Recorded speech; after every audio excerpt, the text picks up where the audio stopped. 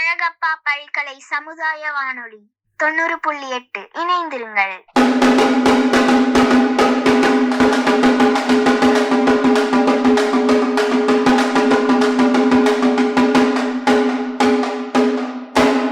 என்ன காமாட்சி, இன்னைக்கு இவ்ளோ லேட்டா வரீங்க? அதை ஏன் கேக்குறீங்க கண்ணம்மா? காலையில எந்திரிச்சு இந்த வீடியோ பார்த்து சமைக்கிறதுக்குள்ள எனக்கு ஒரு பொழுது ஆயிருது. என்னது, வீடியோவை பார்த்து சமைச்சிங்களா? வீடியோவை பார்ப்பீங்களா, சமைப்பீங்களா? நீங்க கேக்குறதும் சரிதான் கண்ணம்மா. சில நேரம் வீடியோவை பார்த்துக்கிட்டே சமைக்கும் போது என் சாப்பாடெல்லாம் கருகி கூட போயிருது. சமையலுக்கே ஃபேமஸான காரைக்குடியில் இருக்கிறோம். அதுவும் செட்டிநாடு சமையல் அப்படிங்கிறது உலக புகழ் பெற்றது. இந்த செட்டிநாட்டில் இருந்துக்கிட்டு நீங்கள் வீடியோ பார்த்து சமைக்கிறீங்களா காமாட்சி? அட என்ன கண்ணம்மா பண்ண சொல்றீங்க? ஆமா, அது இருக்கட்டும். நம்ம ஊர் செட்டிநாட்டு சமையல் அவ்வளோ டேஸ்டா இருக்குல்ல, அதுல என்ன கண்ணம்மா இருக்கு அவ்வளோ ஸ்பெஷலா?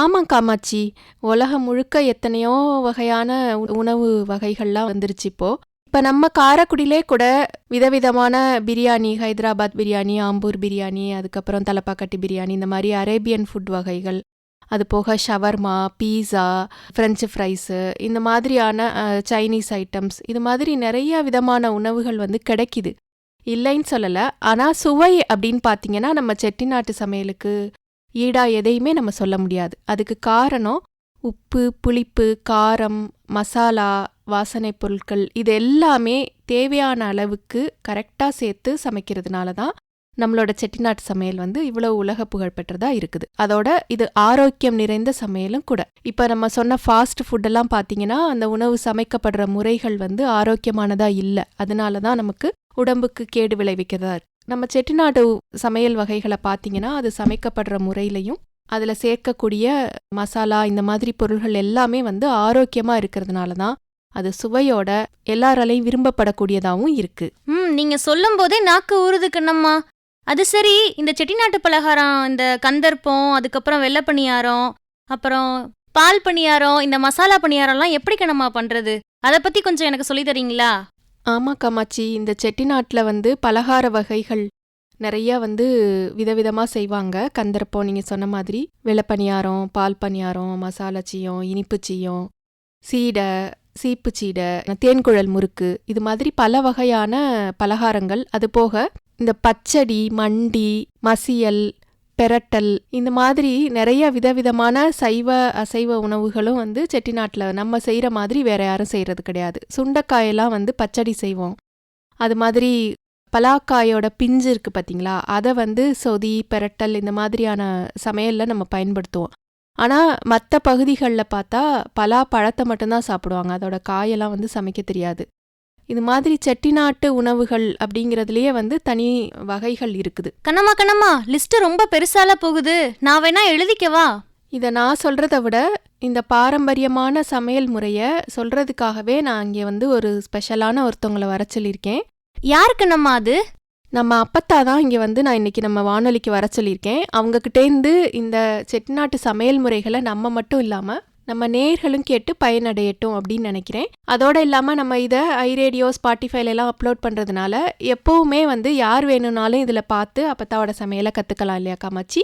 கண்டிப்பா கண்ணம்மா. இது வரைக்கும் நம்ம செவிக்கு தான் உணவு கொடுத்துக்கிட்டு இருந்தோம், இனிமே நம்ம வயிற்றுக்கும் உணவு கொடுக்க போறோம் நம்ம வானொலி வாயிலாக. சிந்தாமணி அப்பத்தா பேசுகிறேன். அழகப்பா பல்கலை சமுதாயம் வானொலி 90.8 கேளுங்க கேளுங்க கேட்டுக்கிட்டே இருங்க.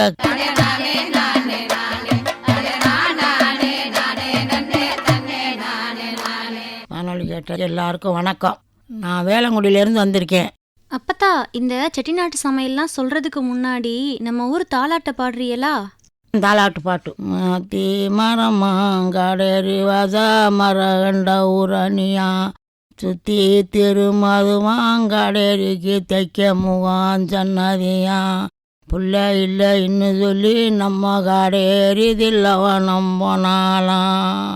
இம்மால தந்தாவானம் விடும் காடேரி மஞ்சள் தந்தாராட்டோ பூத்தந்தா வாடுமுன்னு காடேரி புள்ள தந்தாராட்டோ இம்மால தந்தா வாடுமுன்னு நம்ம காடேரி மஞ்சள் தந்தாராட்டோ பூத்தந்தா வாடுமுன்னு பெத்தையா புள்ள தந்தாராட்டோ பன்னீரை தந்தாலும் பறிவறிஞ்சு போகும்னு வீரப்பையா பஞ்சம் தந்தாராட்டோ எறாராட்டோ துணசய ராமர் கையி வில்லாசய என் வில்லாசய அம்பசய நீ விமமயங்கண்ணசரோ ஆசராத கண்ணுக்கு அரும்பு கொண்டு மையெழுதே என் தூங்காத கண்ணுக்கு துரும்பு கொண்டு மையெழுதே மையிட்ட கண்ணே மாரட்டி மூலிப்பாலாம் உன் மண்டலத்து மாமக்கா தண்டனுட்டும் பாப்பாலாம். இப்போ பணம் நம்ம காடையறி தான் எல்லாமே தொட்டியில் போட்டு ஆட்டணும். அந்த ஆட்டி முடிஞ்ச உடனே இந்த பிள்ளையும் தூங்கிடும். அப்புறம் எல்லாமே நம்ம சாமி தானே, எல்லாரையும் கூப்பிடணும். அதுதான் எல்லாத்துக்குமே ஆட்டலாம். வேறு என்ன பாட்டா இல்லை ராராட்டா அடியா குளமா விடையார் சன்னதியா குறிச்சி குளமா கௌரமும் சன்னதியா நெல்லி அடியா விடர் வாச நேரான சன்னதியா குறிச்சி குளமும் கோபுரமும் சொன்னதியா யார் வந்தால் தேரோடும் மாணிசிக்க வாடம் தொட்டா தேரோடும் தேரசய மாணி கொழுங்க தேவாக்க கையெடுக்க எறாரோ ராரிக்கே அப்பத்தா வாங்க. வந்துட்டேன், சொல்லு. ஏதாவது ஒரு நல்ல பலகாரமாக சொல்லுங்கள், இனிப்பாக செய்கிற மாதிரி ஒரு பலகாரமாக சொல்லி கொடுங்க. உலக்கு அரிசி எடுத்துக்கணும். என்ன பலகாரம்? கந்தரப்பம். உலக்கு அரிசி எடுத்துக்கணும். அதை உள்ளடங்க பச்சரிசி. உலக்கு அரிசி பச்சரிசி எடுத்துக்கணும். பச்சரிசியாக உள்ளே எப்படி தோண்டி விட்டுக்கணும். தோண்டி விட்டுக்கிட்ட பிறகு அது இறம்ப உளுந்து அள்ளி வைக்கணும். உளுந்து அள்ளி இறம்ப வச்சோடனே ஒரு மண்டையம் ஊற வைக்கணும். ஊற வச்சு போட்டு உலக்கு அரிசிக்கு உள்ளடங்க அப்படி தோண்டி விடணும். தோண்டிட்டு அது மேலே உளுந்து அள்ளி வைக்கணும். இறம்ப கும்பம் அள்ளி வச்சு ஒரு மண்டையம் ஊற வைக்கணும். ஊற போதும், ஒரு மண்டையம் ஊற வைக்கணும். ஊற வச்சு மிக்சியில் போட்டு அரைக்கணும். அரைச்சி போட்டு 2 வெள்ளைக்கட்டி. மிக்சியில் அரைச்சா சூடாகாமல் இருக்குமா? நல்லா இருக்கா இது? அப்புறம் கரண்டில் இதில் போட்டு அரைச்சாக்கா வராதில்ல, ஊற கரண்ட் வரலாம். இது உலக்கு அரிசியும் அந்த உளுந்தும் போட்டு அரைக்கணும். 2 வெள்ளைக்கட்டி போடணும். 2 வெள்ளைக்கட்டியை போட்டு 2 வெல்லம் போட்டு அரைச்சிக்கிட்டு மறுபடியும் தேங்காய் பூ திரி அதில் போடணும். போட்டு அரைக்கையிலே அதில் போட்டுடணும். போட்டுட்டு 2 ஏலக்காயை முனிக்கி அதில் போட்டு கொஞ்சோண்டு உப்பு போட்டு அள்ளி வச்சிட வேண்டியது. அள்ளி வச்சுவிட்டு அப்புறம் கொஞ்சம் நேரம் சென்று ஊற்றணும். ஆற விட்டு ஊற்றணும். ஊற்றினோம்னா பண்ணி ஆமாம் வைக்கலாம். 1/4 மணி நேரம் சக்கட போதும். சூடு ஆறினவரும் ஊற்றலாம். உச்சி வர புகழ் இருக்கு, கொட்டி வச்ச அழகு இருக்கு, காரக்குடி கதைய கேளுங்க. என்ன நேயர்களே, இவ்வளவு நேரம் அப்பத்தா சொன்ன கந்தரப்பம் செய்முறை கேட்டுக்கிட்டீங்களா? கந்தரப்பம் செய்வதற்கு தேவையான பொருள்கள்: பச்சரிசி வாங்கும்போது இந்த மாதிரி பலகாரத்துக்குன்னு தனியாக கேட்டிங்கன்னா கடையில் குண்டா இருக்கிற அரிசி தருவாங்க. பலகார பச்சரிசின்னு கேட்டு வாங்கணும். பொங்கல் போடுறதுக்கு பொன்னி அரிசியில் நைஸாக இருக்கிற ரகம் இருக்கும். இந்த பலகாரங்களுக்குன்னு நீங்கள் பலகார பச்சரிசியாக கேட்டு வாங்கிக்கோங்க. அந்த அரிசியில் ஒரு உலக்குன்னு அப்பத்தா சொன்னாங்க இல்லையா, 200 கிராம்.